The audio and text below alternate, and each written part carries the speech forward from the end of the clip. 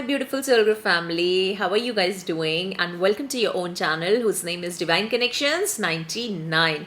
And thank you so much for joining me. My name is Varnika.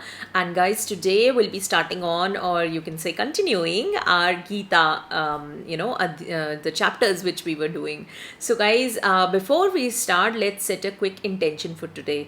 And the intention for today would be I pray to the divine, to the universe, Sri Krishna inside us and outside, that they help us give clarity, of the knowledge what we are getting, and give us the power to actually absorb that knowledge in us. All right. So now let's move on to our content. And thank you so much for participating in the intention.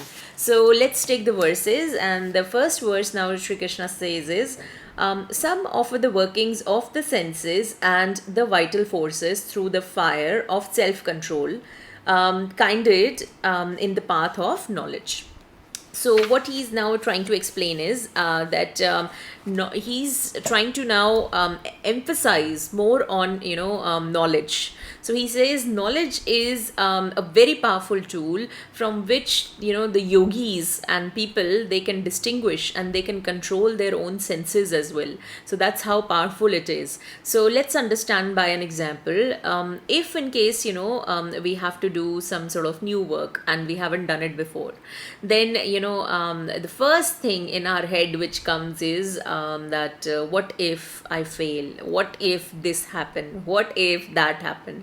And during that time, if somebody gives us a beautiful knowledge that whatever happens, it's for your own good, just put your best foot forward, or something, that knowledge is illuminating inside you, then that illuminated knowledge, that light will actually take over that that all the fear which was getting created in you, right? So that's what he's saying, that we've got two options to do things, either the right the right way or the wrong way, and it depends on us what we choose. And who helps to decide it?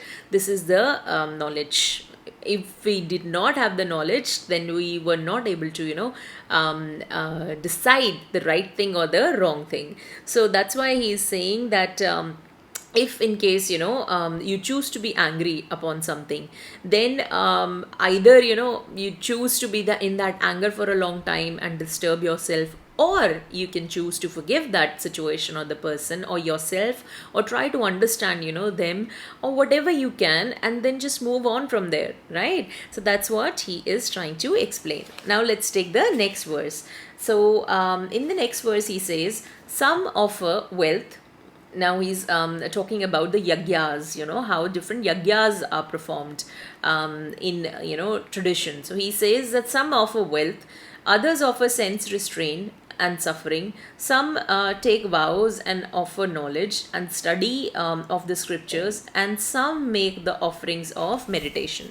So beautifully now he's saying that we all have our different battles in life. We all have different life lessons, we all have different life purposes and different things to do, right? And that's how we have got different actions to perform as well accordingly. So that's what he's saying, that we all do different type of yagyas in our life. Like some offer their wealth, some help people, the needy and the people who really need money, they help them with their money, right, who are able to afford it. So that's also one sort of yagya. He says some do deep meditation in the yoga, you can say the deep meditation sort of state. That's how they offer their services to God. And then some are like he's saying that they just do the self analysis, read and write, and do really nice things by listening to good stuff, and then clearing that knowledge in their head. That's how they recover and help themselves to achieve their goals. So that's how he's saying it's different for everyone. So some offer devotion to God, they offer flowers, they offer different things to God. Some offer their meditation to God, in their deep meditation they try and search for God. Some do different sorts of yoga, which they control their senses, their whole body, with the help of pranayam, the breath work, and the other things. And then, they try and search for God. So that's how he's saying everyone has their different sort of actions, and you can choose yours out of it. What do you want to choose? All right. So let's take the next verse. In the next verse, he says, some offer the forces of vitality, regulating their inhalation and exhalation, and thus gain control over these forces. So what he's saying is, he's now describing a very important concept of yoga, which is about four type of pran vayu, you can say in Hindi, which is I don't know how to say in English, but I think it's the same. So pran vayu is like a concept of yoga, the depth of yoga, where they believe that there are five types of air in the body, in the different areas of the body, from your head to toe.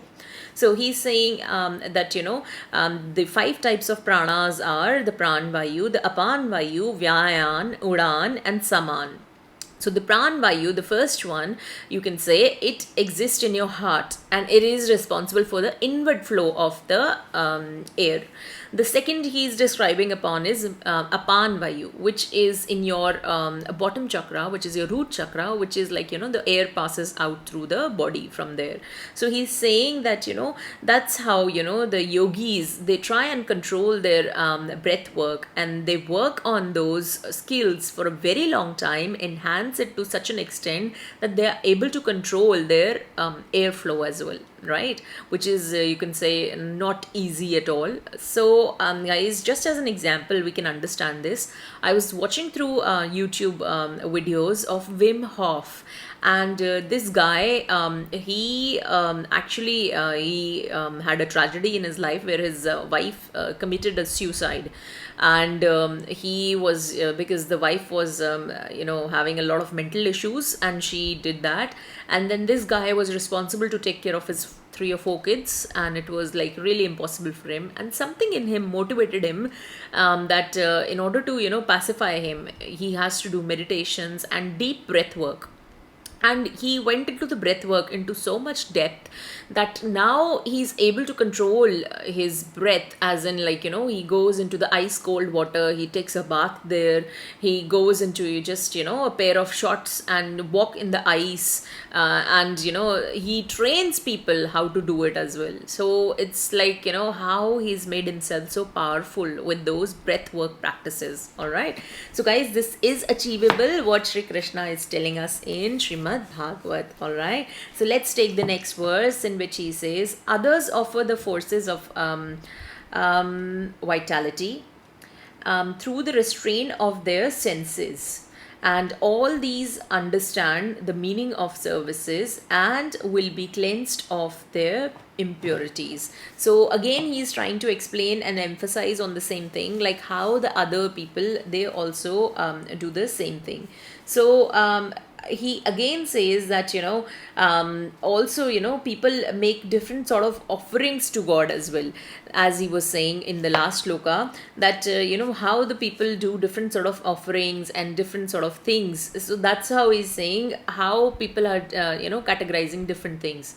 And here he will also talk about like how the things are cleansed of impurities, like providing their services, true understanding. So when we do yagya, so he's saying when we do yagya, whatever is a leftover, you can say, things out of yagya, when we have offered, food or something to gods or, the other devotional deities or somewhere. And then, whatever is left out, he's explaining that to be like, it's beautiful. And he's saying that is like, you can say, in Hindi, it says Amrit, or you can say the purest form of, you can say, immortality liquid, or you can say, right? So that's how he's comparing. He's saying that's beautiful because if you are happy with whatever is left out for you, it's you understand the concept that it is because of your karmas, either your past life karma or your this life karma. Whatever you have received is because of those karma. and you are happy and satisfied with God with this, then you are actually doing a nishkam, or you can say without a fruitful karma, right? Which is beautiful how he's explaining. And he says that if you don't do that, then you get worried about the results and things, and then you don't find peace in this world and not even the worlds of heaven. All right. So he's saying that as an example, if we go to temples or gurudwaras, or some places like that, they have prasad, or you can say the food they distribute to people.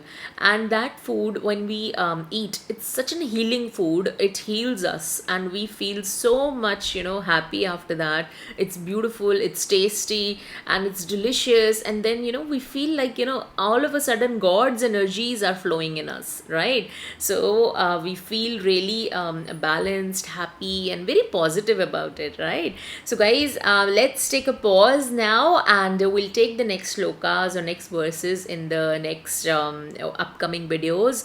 And take care of yourself, and I'm so proud of you. You guys are doing beautifully on your journey. Keep doing the good work, my beautiful Soul Group family, and keep posting the questions in case you have any doubts. So we will try and either make a video, or I will try and answer those questions in the comment section.